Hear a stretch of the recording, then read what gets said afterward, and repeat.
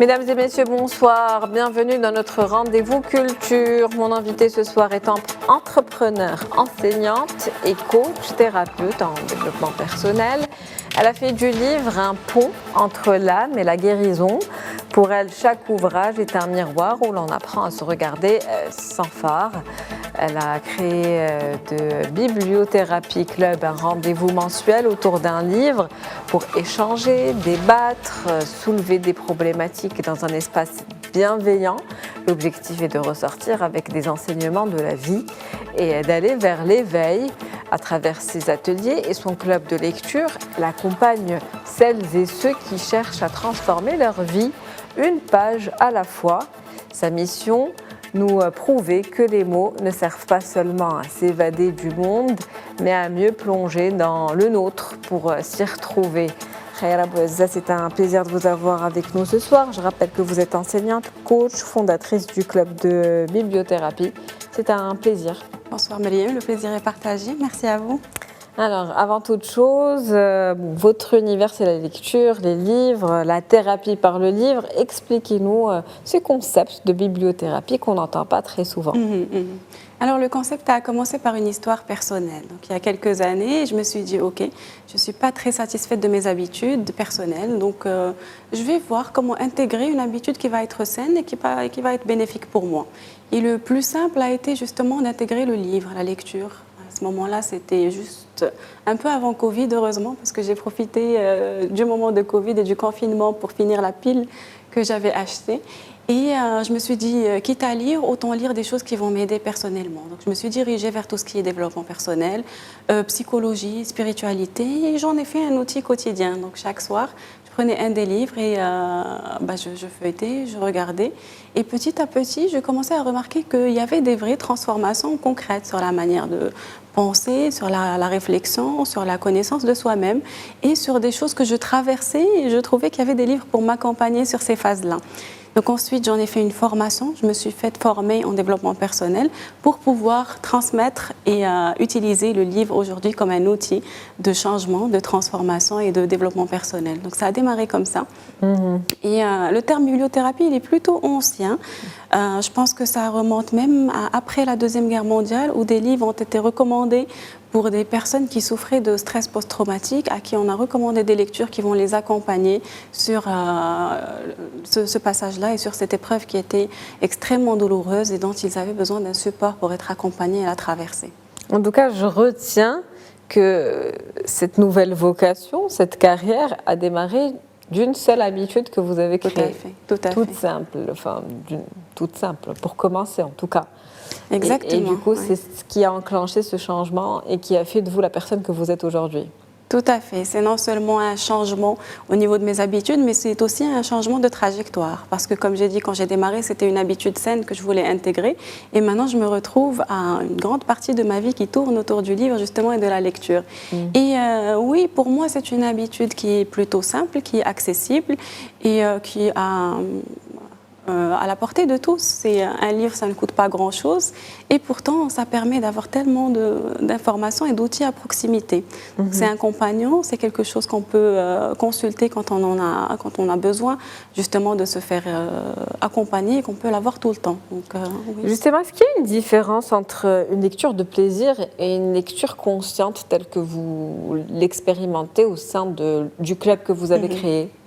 Oui, pour moi, il y a une grande partie de différence ici, c'est que la lecture classique, ça part d'une passion et surtout une envie d'évasion. Alors que la lecture consciente ou la lecture thérapeutique, c'est un retour en soi. Donc, c'est pas s'évader, mais plutôt aller vers l'intérieur et aller vers l'introspection. Et la différence ici, en fait, c'est de l'intention qu'on émet. Moi, je propose toujours au club de commencer par une intention. En prenant le livre, de se dire, OK, j'ai envie que ce livre m'accompagne sur ce que je suis en train de traverser en ce moment. Donc, du moment qu'on émet une intention avant l'ouverture du livre, notre cerveau et toute notre attention, elle est concentrée sur des réponses plutôt, ou là des questionnements qu'on va voir en feuilletant les livres. Et c'est à ce moment-là, avec l'intention, que le livre il peut réellement se transformer en un outil et en un miroir où les pages vont nous renvoyer un reflet de ce que nous avions émis comme intention au départ. D'où donc la question qui se pose, comment choisissez-vous finalement ces livres ? c'est des livres particuliers. Est-ce qu'il y a des critères particuliers que vous suivez? Est-ce qu'il y a une grille avec des obligations? Comment ça se passe dans le choix, justement? Alors, le choix se fait de manière plutôt intuitive et plutôt aussi subjective selon mon histoire personnelle. Donc, je ne choisis que les livres que j'ai personnellement lus, que j'ai appréciés et dont je pense qu'ils sont en train de traiter une dimension ou un certain aspect de notre psychologie ou de notre humanité. Donc une fois que je lis le livre, je me dis ok, il y a des enseignements qui sont précieux là-dedans. À ce moment-là, je me dis que c'est un livre qui pourrait servir à la communauté. Je fais aussi en sorte, un des critères, c'est qu'il ne soit pas trop long.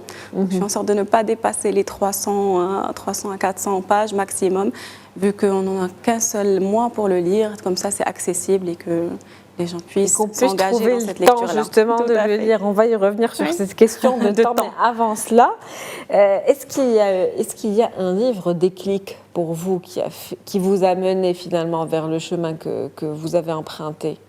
Oui, alors les livres, pas qu'un seul, mais plutôt un auteur déclic.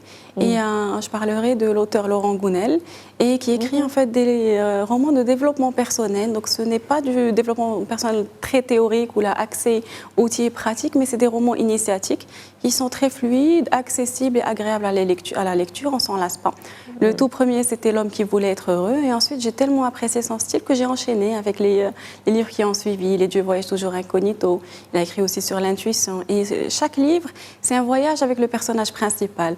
Et la beauté de ce travail, de ce club, c'est que l'auteur lui-même a souhaité rencontrer une communauté marocaine et a été invité chez nous au sein du club de bibliothérapie l'année dernière. Ça fait plaisir de rencontrer en tout cas l'auteur d'un livre qui nous a tant impacté. J'en ai lu 3 de lui, moi, mais je ne suis pas allée plus loin pour l'instant. Peut-être que vous m'encouragerez oui, en proposant d'autres titres. Il incarne réellement ce qu'il transmet, donc c'était agréable d'échanger avec lui. Est-ce que selon vous, justement, le livre peut remplacer la thérapie ou c'est surtout un outil complémentaire qui complète, qui devrait compléter un accompagnement thérapeutique? Le livre ne remplacera pas la thérapie, mais c'est un excellent complément. Donc un thérapeute, on pourra le voir une fois par semaine ou là une fois toutes les 2 semaines. Par contre, un livre, c'est quelque chose qui va permettre à ce travail qui est fait en parallèle avec le thérapeute de prendre de la continuité, de continuer le chemin avec nous. Par contre, moi, je recommande souvent les livres à des personnes qui vont bien, qui n'ont pas forcément un problème ou une problématique à résoudre sur le moment, mais qui souhaitent s'améliorer, s'éveiller, se connaître autrement. Donc, c'est plus un outil de connaissance de soi qu'un outil qui va aller traiter des problématiques profondes. Donc, là, c'est plus un complément. Et si on devait vous demander des recommandations, 3 indispensables, par exemple, des livres qu'il faut absolument avoir lus quand on traverse un moment difficile ou quand on est juste bien et qu'on a envie de changement ou d'être mieux? Alors, la première réponse va être un peu différente. Donc, je ne vais pas forcément recommander un livre, mais je vais recommander de choisir le livre qui vous parle et qui vous appelle dans ce moment précis. Donc, ça dépend de ce qu'on est en train de traverser. Il y a des livres pour toutes les problématiques universelles. Donc, que ce soit la maladie, la guérison, le deuil, la séparation, encore la solitude, on va voir qu'est-ce qu'on est en train de traverser. Et puis, je peux recommander un livre où la personne va à la librairie et s'autorise à explorer, à voir un livre qui va lui parler à ce moment-là et qui lui permettra d'être accompagnée. Vous faites confiance à l'intuition, l'instinct. Tout à fait. La couverture du livre, le titre, son apparence à ce moment-là, quand je rentre justement avec cette intention de vouloir soigner une problématique en particulier, alors c'est le livre qui va faire le travail et m'appeler.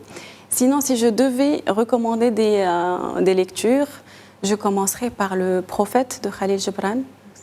C'est un livre, pour moi, il est exceptionnel, il doit être lu, relu, il est court relu. Il est court, il est très court, mais il est tellement profond et à chaque fois on le lit avec des niveaux de profondeur différents. Donc pour moi, c'est un incontournable. Ensuite, il y a Les 4 accords Toltec. Ça, c'est un petit livre de sagesse qui est très court aussi, à peine moins de 200 pages, à peine 180, mais qui donne en fait des outils pour mieux vivre de manière très simple et très accessible. Et puis, je recommanderais les livres de notre cher Laurent Gounel, donc L'homme qui voulait être heureux. C'est le plus court, il est simple, mais en même temps, il est excellent, il répond à plusieurs choses en même temps. Donc oui, pour moi, c'est Et justement, au sein de votre club, est-ce que vous proposez aussi des exercices d'écriture en parallèle de ces lectures, justement? Oui, alors à chaque séance, il y a non seulement les fiches de lecture avec les résumés des idées essentielles qui sont là à disposition des membres, mais il y a aussi une partie réservée à la partie exercice. Donc exercice, ça peut être de l'écriture justement, des questionnements, des réflexions à travers le livre, mais il y a pas une partie de justement déposer quelque chose après avoir lu, après avoir fait le travail de la lecture consciente. Et pourquoi la dimension collective est-elle aussi importante pour vous, le fait de lire seul chez soi? Ce n'est pas suffisant, c'est important d'être ensemble, de discuter de ce qui a été lu. Pourquoi le fait d'être ensemble, vous êtes à peu près une trentaine? Oui, on est entre 20 et 30 à chaque séance. Entre 20 et 30. Pourquoi c'est important d'être entouré, justement? Alors, le fait d'être entouré permet plusieurs choses. La première, c'est déjà de se dire, OK, je ne suis pas seule. Il y a d'autres personnes qui traversent peut-être la même chose que moi et que ces personnes-là sont là également. Donc, elles ont la même intention, le même besoin et viennent avec la même bienveillance, celle de venir et de devenir quelqu'un de meilleur. Donc, c'est tout simplement ce qui nous ramène, c'est de, OK, j'ai l'humilité de dire que j'ai encore envie d'apprendre, que j'ai encore envie de partager.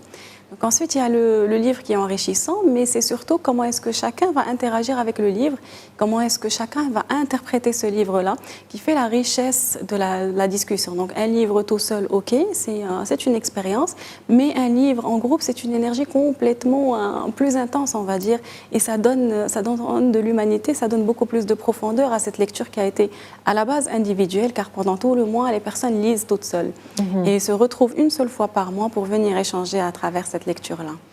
Et justement, est-ce qu'il y a eu une transformation en particulier qui vous a marqué? Donc, sur ces 3 années, ça fait 3 ans que ce club existe. Oui. Est-ce que vous avez été témoin d'une transformation particulière qui vous a particulièrement donc, impacté ou marqué?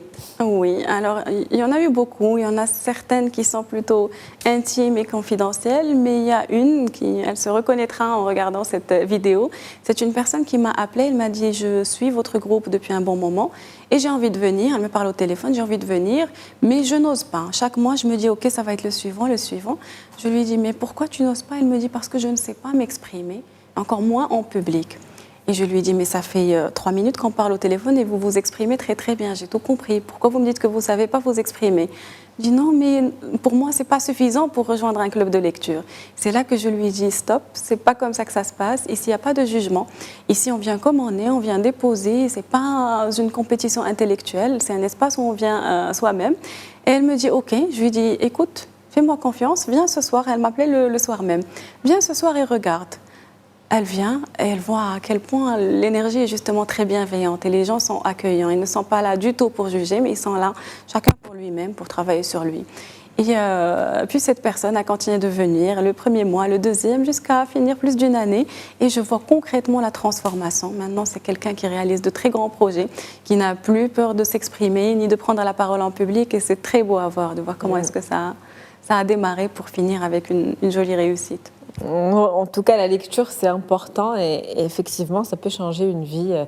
Il peut y avoir un livre qui va avoir cet impact, cette signification, qui va vraiment vous marquer et qui pourra faire toute la différence. Merci à vous, Khaira Bouezza. Je rappelle que vous êtes enseignante, coach, fondatrice du club de bibliothérapie.